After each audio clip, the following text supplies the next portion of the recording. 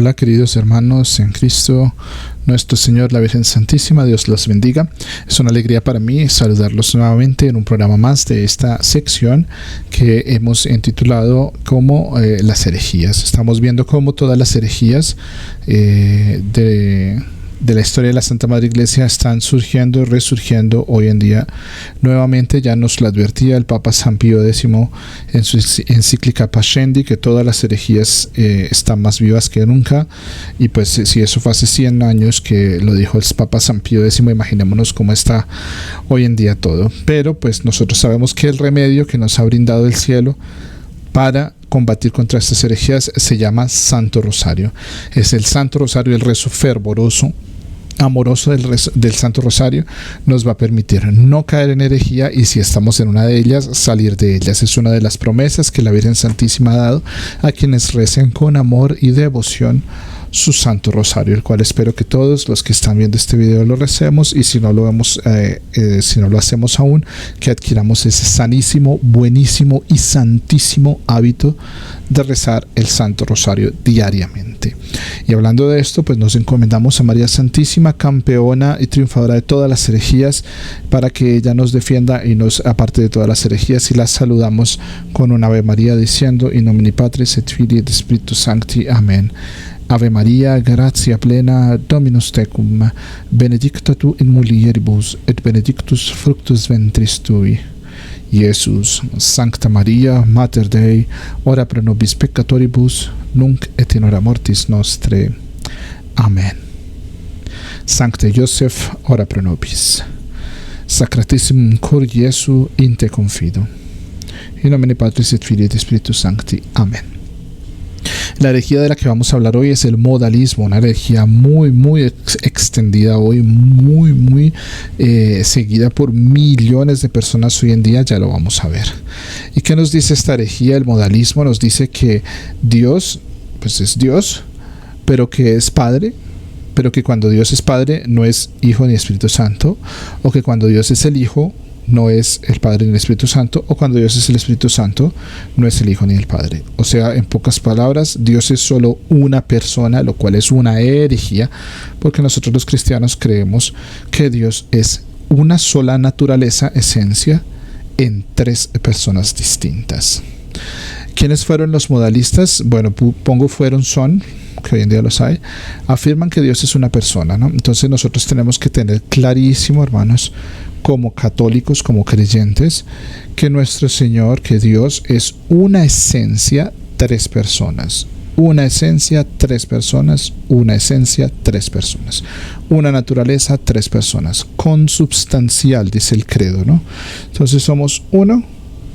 Es decir, Dios es una esencia, tres personas distintas entre ellas, pero una misma esencia. Eso lo debemos saber. Es un dogma de fe. Lo creemos así lo afirmamos. Es más, no tenemos por qué entenderlo, y si lo quisiéramos entender no lo conseguiríamos, porque es una verdad que nos sobrepasa, es una verdad que tuvo que ser revelada, que nuestro Señor Jesucristo nos la reveló, porque por nuestras propias capacidades no habríamos llegado a la conclusión de que hay una sola esencia en tres personas, que es Dios. Entonces, tengamos eso claro como creyentes. Creemos en que Dios es uno en tres personas. Bien. Dios, según los modalistas, como su nombre lo indica, modo, Dios se manifestó en el Antiguo Testamento como Padre, en ese modo. Luego, como Hijo, en Jesús, naturalmente. Y después del Pentecostés como Espíritu Santo. O sea, no fue que las tres personas se revelaron a nosotros, sino que primero, según ellos, la herejía de ellos, la única persona de Dios se reveló primero como Padre, luego como Hijo, y actualmente como Espíritu Santo. Lo cual de inmediato nosotros, tan pronto escuchamos eso, sabemos y decimos: no, esto no está bien. Los modalistas desconocían las enseñanzas de la Iglesia en cuanto a la Santísima Trinidad, y esto quiere decir que por más que los apóstoles, los obispos, las personas de autoridad en la Iglesia les decían que lo que ellos estaban enseñando estaba mal, y que la verdadera doctrina de la Santísima Trinidad es una esencia en tres personas, ellos seguían de testarudos creyendo lo opuesto, y por eso cayeron en herejía. Y el problema de esa herejía es que ellos le dan más importancia a una de las tres personas de la Santísima Trinidad. Imagínense ustedes que hubo un grupo de personas que querían combatir contra los modalistas, y al hacerlo, lo que hicieron fue darle más importancia al Padre que a Jesús, nuestro Señor, a la segunda persona, o que al Espíritu Santo, que a Jesús. Entonces lo que hicieron al tratar de combatir este modalismo es darle más importancia al uno o al otro. Y lo que hicieron fue caer en otra herejía, queriendo combatir una herejía. O sea, un ciego guiando a otro ciego, ambos caen al hoyo, ¿no? Hoy en día, no es el tema de hoy, pero ustedes saben que, por ejemplo, el arrianismo está más vivo que nunca, ¿no? Los testigos de Jehová son arrianos, etcétera. Bueno, no es el tema, ya llegaremos en alguno de los programas a ese tema. Entonces veamos quiénes son los modalistas de hoy en día. Ellos dicen que Dios se manifiesta en tres modos, pero que después del Pentecostés solo el Espíritu Santo. Yo estoy seguro que la mayoría de nosotros ha oído hablar de la secta llamada los pentecostales. Está muy difundida, ¿no? Pare de sufrir, avivamiento, salen mucho por la televisión, hay grandes terrenos y casas donde ellos se reúnen y se congregan. Nada más acá en Bogotá, en una parte que se llama Avenida 68, hay un lugar grandísimo, y esos los días que ellos se congregan son unos trancones y un tráfico terrible, porque mucha gente va, ¿no? Están muy difundidos. Y ellos son modalistas. Los pentecostales son modalistas. Avivamiento, ellos son modalistas. Herejes, por supuesto, están en herejía, pero son modalistas más vivos que nunca hoy en día. Una herejía que surgió en el siglo III y que hoy en siglo XXI está más viva que nunca. Imagínense ustedes cómo están las cosas. ¿Qué pasa con los modalistas que desconocen la Santísima Trinidad? Y yo me pregunto, listo, ellos la desconocen. Nosotros como católicos conocemos al menos lo básico acerca de la Santísima Trinidad. Pues si no, este es el momento de hacerlo, y lo acabo de decir varias veces y lo vuelvo a decir, porque la repetición es una buena manera de aprender. Es una esencia en tres personas. Ninguno es más que el otro, ni tiene mayor algo, ni nada, no. Son los tres. Hay una frase que muchos usan, especialmente los testigos de Jehová, que no la entienden, porque pues evidentemente ellos no entienden la Biblia, muchos. Y dice en el capítulo 10, si no estoy mal, sé que es en el Evangelio de San Juan, pero no sé si en el capítulo 10, creo que sí, que dice nuestro Señor Jesús: porque el Padre es más que yo.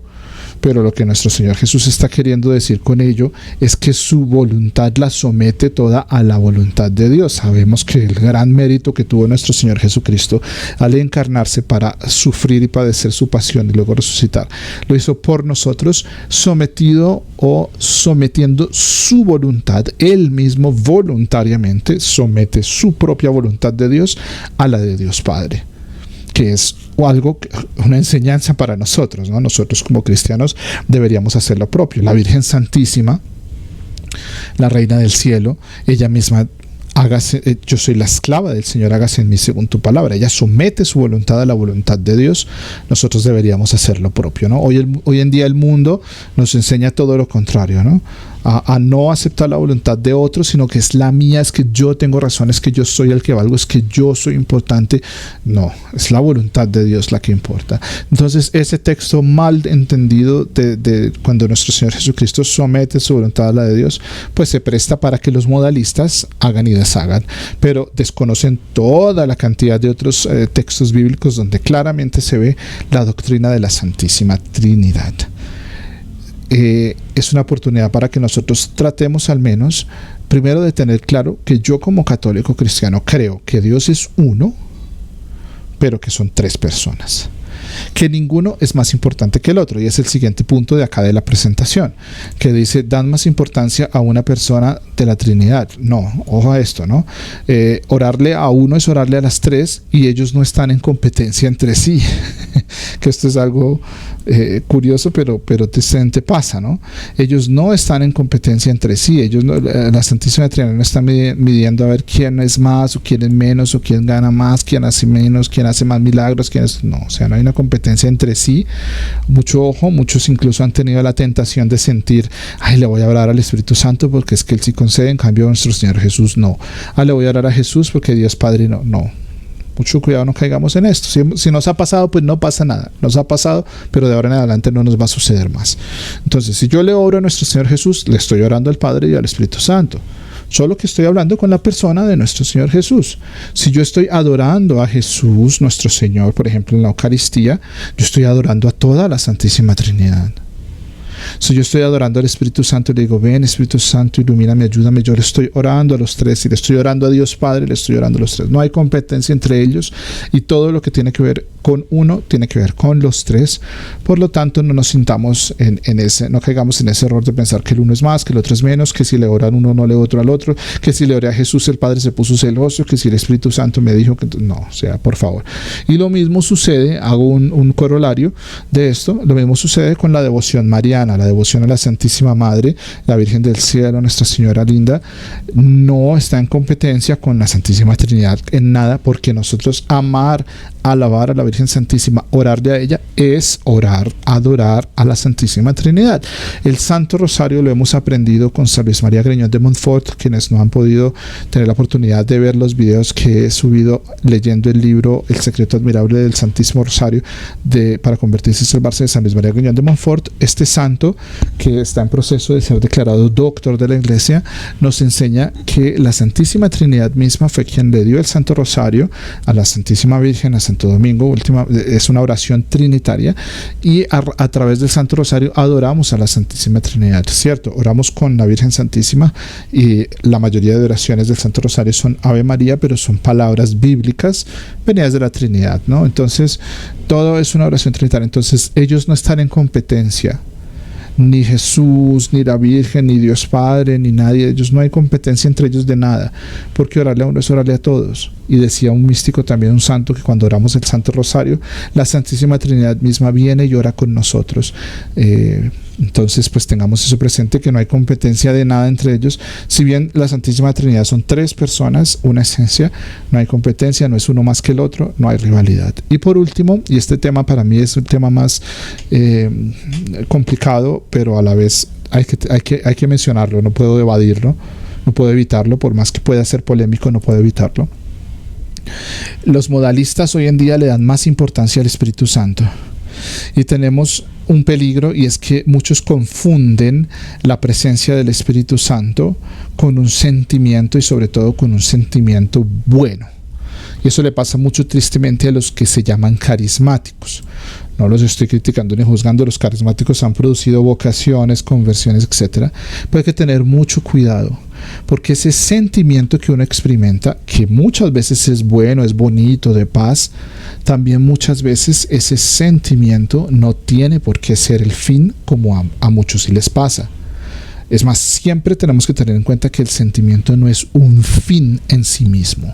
¿Qué quiero decir con esto? Si yo hice una oración y no sentí nada, hoy recé el Santo Rosario y no sentí nada, muchos piensan que ahí no estuvo el Espíritu Santo. Eso es un modalismo. Eso es un error, porque yo le estoy dando más importancia a una cosa que la otra, porque yo le estoy dando más importancia al sentimiento que la otra. Mucho cuidado. El Espíritu Santo, nosotros le pedimos sus dones, carismas y frutos, pero Él no se manifiesta única y exclusivamente a través de un consuelo que nosotros sentimos en el alma. Muchas veces el Espíritu Santo nos inspira un sufrimiento, una sequedad del alma, la noche oscura del alma, enseña San Juan de la Cruz, el doctor de la Iglesia. Entonces, hay que tener mucho cuidado con confundir eso. No hay que darle más importancia al Espíritu Santo, porque el Espíritu Santo es importantísimo, como lo es el Padre y el Hijo, porque no están en competencia. Entonces, no es el uno más que el otro. Ojo, como digo, es un tema polémico.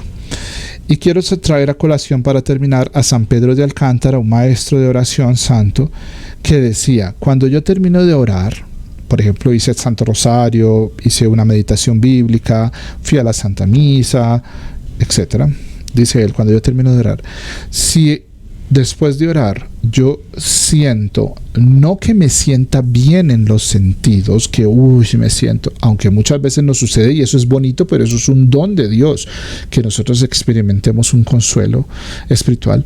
Pero dice San Pedro de Alcántara, lo que yo debo realmente sentir es que a partir de ahora no voy a pecar más, que a partir de ahora no quiero ofender a Dios, y si he pecado o lo he ofendido, voy a buscar la confesión.